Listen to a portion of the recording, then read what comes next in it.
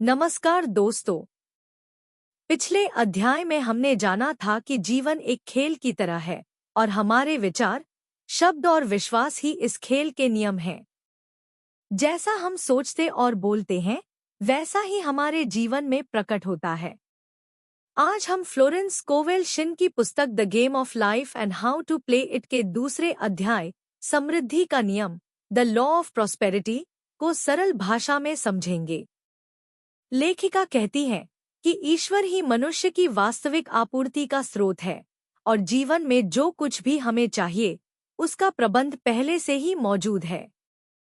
लेकिन उसे प्राप्त करने के लिए विश्वास, सही सोच और सकारात्मक शब्दों की आवश्यकता होती है। फ्लोरेंस स्कोवेल शिन के अनुसार अभाव वास्तव में बाहर की परिस्थिति नहीं, बल्कि मन की एक अवस्था है। जब हम कमी, डर और चिंता पर ध्यान देते हैं तो वही अनुभव हमारे जीवन में बढ़ने लगते हैं। लेकिन जब हम विश्वास, समृद्धि और कृतज्ञता की चेतना में जीना शुरू करते हैं, तब अवसर, धन और सफलता स्वाभाविक रूप से हमारे जीवन में प्रवाहित होने लगते हैं।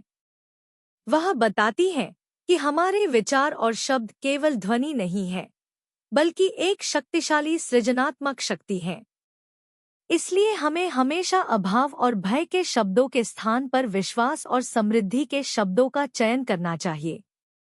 फ्लोरेंस एक महिला की कहानी बताती है जिस पर $3000 का कर्ज था और उसके पास कोई समाधान दिखाई नहीं दे रहा था।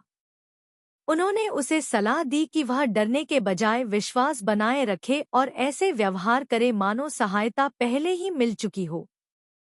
कुछ समय बाद अप्रत्याशित रूप से उसके एक रिश्तेदार ने उसकी आर्थिक सहायता की और उसकी समस्या का समाधान हो गया।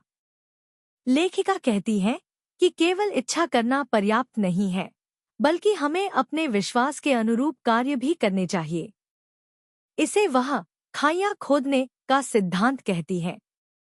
बाइबल की एक घटना में 3 राजाओं को बिना वर्षा के संकेत के भी पानी के लिए खाइयां खोदने का आदेश दिया गया था।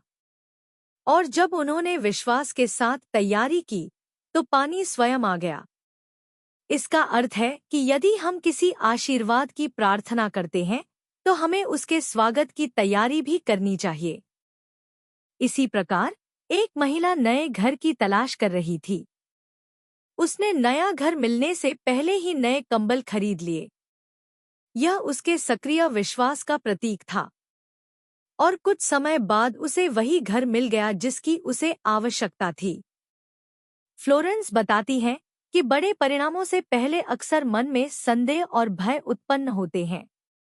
लेकिन यही वह समय होता है जब व्यक्ति को अपने लक्ष्य और ईश्वर की व्यवस्था पर विश्वास बनाए रखना चाहिए। वह कहती है कि हर व्यक्ति के लिए स्वास्थ्य, प्रेम, समृद्धि और सफलता की एक दिव्य योजना पहले से ही मौजूद है। हमें इन चीजों को बाहर से प्राप्त नहीं करना, बल्कि अपने भीतर के विश्वास और सही विचारों के माध्यम से उन्हें प्रकट करना है। एक व्यापारी की कहानी में, जिसे अपने व्यवसाय के लिए बड़ी राशि की आवश्यकता थी, अंतिम समय तक सब कुछ असंभव दिखाई दे रहा था। लेकिन उसने विश्वास नहीं छोड़ा और ठीक समय पर सहायता प्राप्त हुई। इससे यह स्पष्ट होता है कि जब हम विश्वास बनाए रखते हैं, तब जीवन अप्रत्याशित तरीकों से हमारी सहायता करता है। इस अध्याय का मुख्य संदेश यह है: हमारे शब्द और विचार ही हमारी वास्तविक संपत्ति हैं। यदि हम लगातार डर, अभाव और चिंता के बारे में सोचेंगे, तो वही परिस्थितियां हमारे जीवन में आकर्षित होंगी। लेकिन यदि हम विश्वास, कृतज्ञता और समृद्धि की चेतना में रहेंगे, तो जीवन में धन, अवसर और सफलता के नए द्वार खुलने लगेंगे। और जैसा कि फ्लोरेंस स्कोवेल शिन कहती है, जिस चीज को आप स्पष्ट रूप से अपने मन में देख सकते हैं और जिस पर विश्वास बनाए रखते हैं, उसे जीवन में प्रकट होने से कोई नहीं रोक सकता।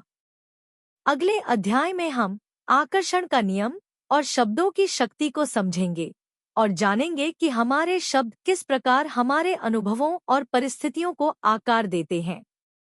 अगर आपको यह वीडियो पसंद आया हो, तो वीडियो को लाइक करें माइंडफुल विजडम स्टूडियो को सब्सक्राइब करें और ज्ञान, आत्मविकास तथा आध्यात्मिक जागरूकता की इस यात्रा में हमारे साथ जुड़े रहें। धन्यवाद। मिलते हैं अगले अध्याय में। नमस्कार।